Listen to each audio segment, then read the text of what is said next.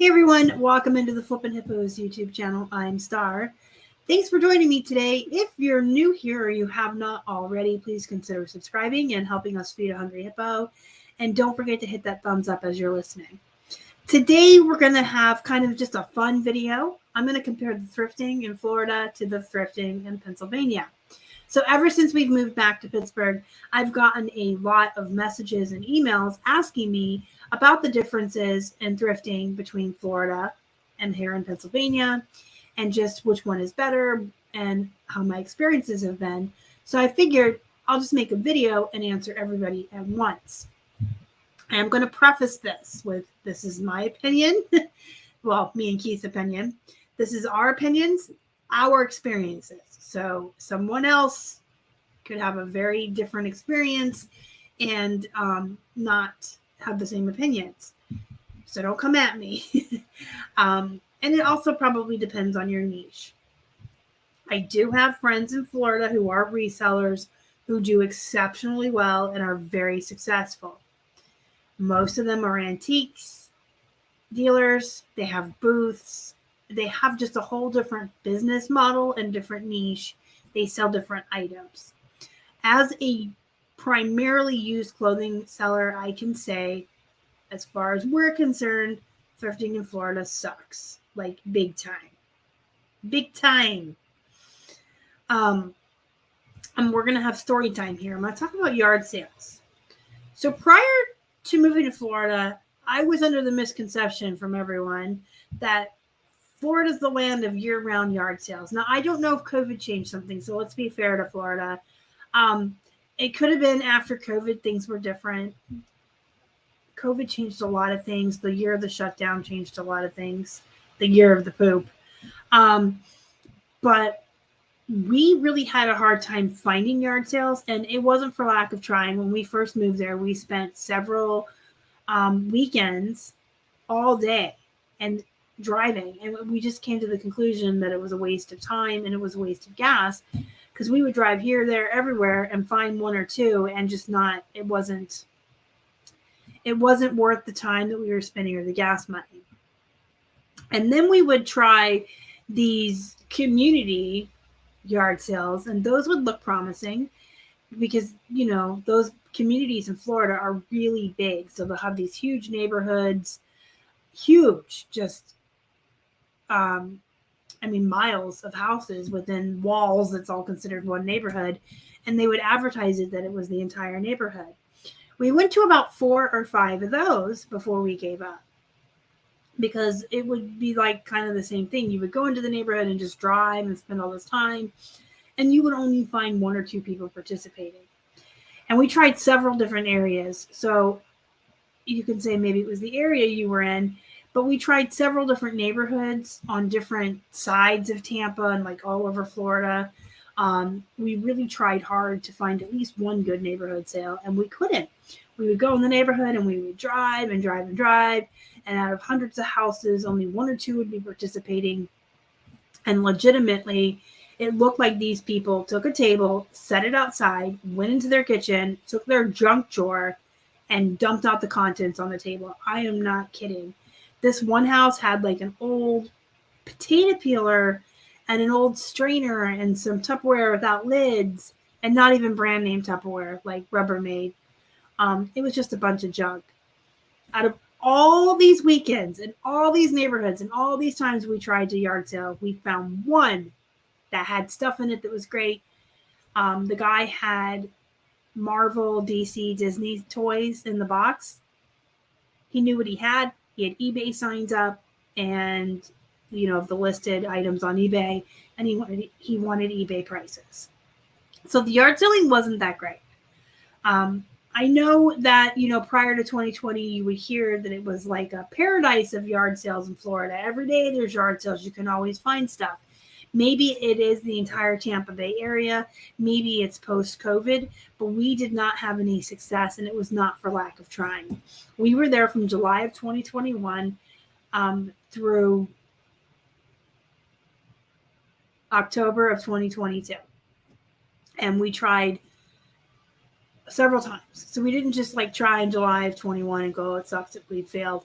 We tried once every few months, all the way up until we left.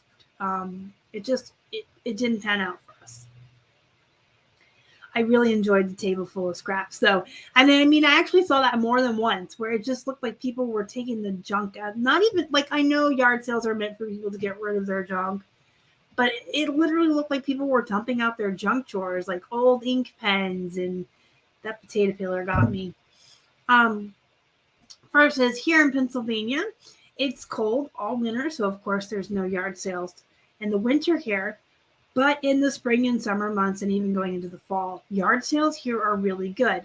Now, the one-offs are not. So you could go out and drive for hours looking for them, just like we did in Florida, and not really find anything. But if you look for the community yard sales here, the neighborhood yard sales, they actually are really good. It's not driving around the neighborhood for hours to get a potato peeler. There's at least 4 community neighborhoods here that pretty much every house is participating. You can park at one end and walk your way through and come out with so much stuff. Those were always really good here. The church sales are really good here. I didn't see a lot of church sales in Florida. Here, it's a really big deal. Church sales are a huge deal here in Pittsburgh. They have them every weekend, all spring, summer, and fall. They have even like the parking lot open up where people put up stalls and sell stuff, and then you can go inside the church. They have stuff-a-bag days. They just have so much stuff. And it's a church sale, and they're doing it to raise money for their church, so they're not too concerned about eBay prices or making too much of a profit. They just want to sell as much as they can and make money. So those are always good places to go to. So I have to say that even though we're cold here for maybe 6 months of the year and don't have yard sales, I still think yard sales are better here in Pennsylvania. But I am lumping in the church sales in like that. The thrift stores in Florida are way too high. Everything is priced ridiculously. All of their jeans that I saw in Salvation Army, Goodwill, and even just like local smaller thrifts there started at $9.99. And this means Walmart brands too. And if it was any brand that was decent, it was $12.99, $15.99, $29.99, $19.99. It was ridiculous. So it was like if it was a mall brand or Walmart, it was going to be $9.99, and then they just went up from there.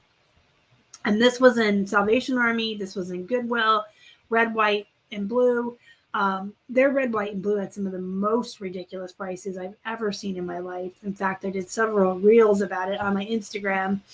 We found used Robert Graham for $80 and $90. We found used Patagonia there for $80 and $90, like men's shirts. Robert Graham should not be priced at $80 in the thrift store. They had jeans in there for $30 and $40 and $50 and $60, like the silver in this me. So yes, this was a common theme across Florida. It wasn't just Goodwill or Salvation Army or red, white, blue. There were mom and pop thrift stores. There was a tiny little thrift store around the corner from where we lived that had pretty high prices as well. There were very few sales. Salvation Army did have half off day in Florida. But when jeans are starting at $9.99 and up, you had to be very selective because now you're paying $5 a pair. So I had to look for the really great brands to justify the $5 cost. Versus here, our Salvation Army does also have a half off day. Well, it has 2 color tickets that are half off and one that's 99 cents every Wednesday. But their starting prices aren't that bad. Most of the jeans, the higher end, really good brands start at $9.99. And we're looking at $4.99, like $6.99 for the lower end brands. So it's still kind of priced high. Like even the Goodwill here, some of their jeans are like Walmart priced at $8.99 and $9.99. But the difference is we have 99-cent day. And most of the prices don't start that high. The starting prices here are lower unless it's something they think they have some great brand. Salvation Army and Goodwill in Pittsburgh are both guilty of that. Oh, look, it's Miss Me's. Let's price them for $24.99. But they do have Wednesdays, the half off plus 99-cent one color. And then Goodwill here has 99-cent Sunday and then half off all week. So even the prices start lower than Florida, but then there's really great sales on top of that additionally bring that cost of goods down. So I think the thrift stores here are priced lower and they run better sales. I haven't been to the red, white, and blue since we've been back. I probably should just to compare.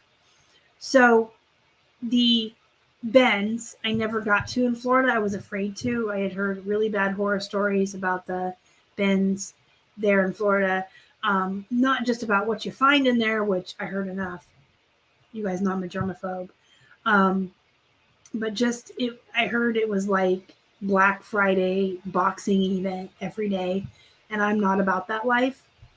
There is nothing I need to source bad enough that I need to be shoved, jostled, pushed, fight, elbow. I don't need that. I don't. Number one, I'm disabled, so I don't need people slamming into me and hurting me or my back. But I'm just not, I don't need anything that bad. Listen, I really don't. I have ways of finding inventory without having battle royale. No, thank you. And I haven't been to the Ben's here in a very long time. So when we were first building up our business, Keith and I did utilize the Ben's. It is a very inexpensive way to get a whole ton of inventory to quickly build your business in the beginning. But once we had enough capital, we just started going to the 99-cent sales off the rack instead of the Ben's. The Ben's here aren't, Black Friday, Battle Royale, but they're gross. The Ben's are gross. That's my opinion. If you like the Ben's and you can handle it, that's fine. I want to go back here just to look and see what I can find. We're going to wait until the summer. There's also a lot more resellers and way more competition in Florida. Any given Wednesday, I could go into Salvation Army and I would see 4 or 5 people with carts loaded up over in the furniture, inspecting the items, deciding what they were putting back and what they were keeping. The aisles were always crowded. It was hard to get in and look at stuff. Any given Wednesday here, Keith and I are the only 2 in Salvation Army. Like, we get there at 10 a.m. and there may be like 3 or 4 other people roaming around the store, but they're clearly not resellers. And it's like just so peaceful. It's just us. The Goodwills, the Salvation Armies, even that little tiny thrift store that I talked about around the corner from where we lived were always so crowded.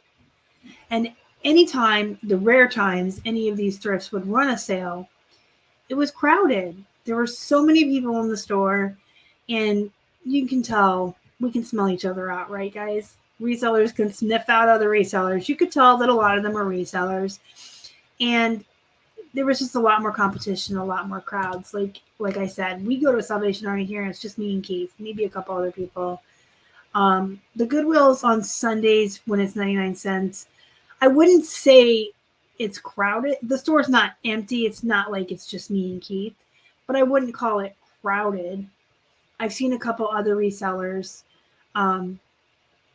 like in the hard goods and in the women's clothing. But for the most part, it's not like I'm having to fight to look at the jeans. There's just not a ton of people. I typically have the aisles to myself. So I feel like there's a lot less resellers here. There's a lot less competition as far as clothing, reselling. Florida was just overcrowded, overpriced. They hardly ran sales in their thrifts. And when they did, it's like, what does it matter if it's already like priced exponentially higher than it is here? Even the sales were still higher than Florida or Pennsylvania. So we had to be so selective in Florida too. Like I said, with jeans even being half off or $5, I had to be so selective about what I was bringing home that we lost the volume part of our volume-based business. And that's just always been a business model that Keith and I like. It's not for everyone. I know there's a lot of resellers out there that really have a bad taste in their mouth and just don't like the volume based. Oh, you work too hard. It's too, you're putting in too many hours, you're working too hard for too little return. I don't see it that way. You guys know I just did my video on Keith and I don't really work as hard. Like, we work hard. I don't want you to think we're lazy. We work hard. We put in our hours and we work hard. And in the beginning, we did work 12-hour days and burn the candle at both ends. But in the beginning, we were building up from nothing, and we were trying to build this big enough that Keith could work with me from home. We work hard, but we don't kill ourselves, and we've never seen it as, oh, you're working so hard being a volume seller, it's not worth the money, because it is.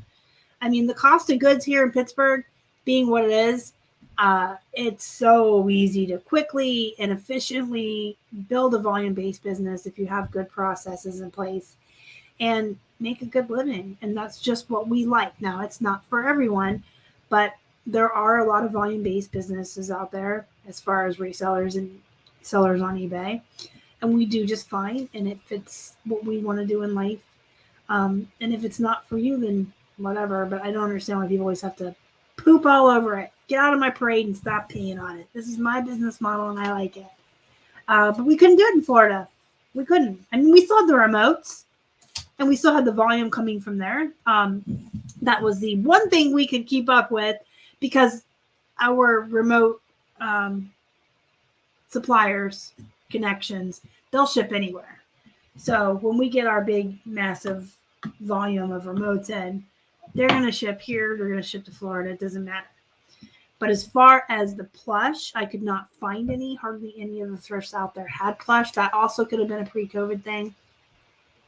And when they did, they were way overpriced. Comparing that to here, same thing. Prior to moving to Florida, there was one Goodwill that had a card out each week with 50-cent plush. They no longer have the 50-cent plush.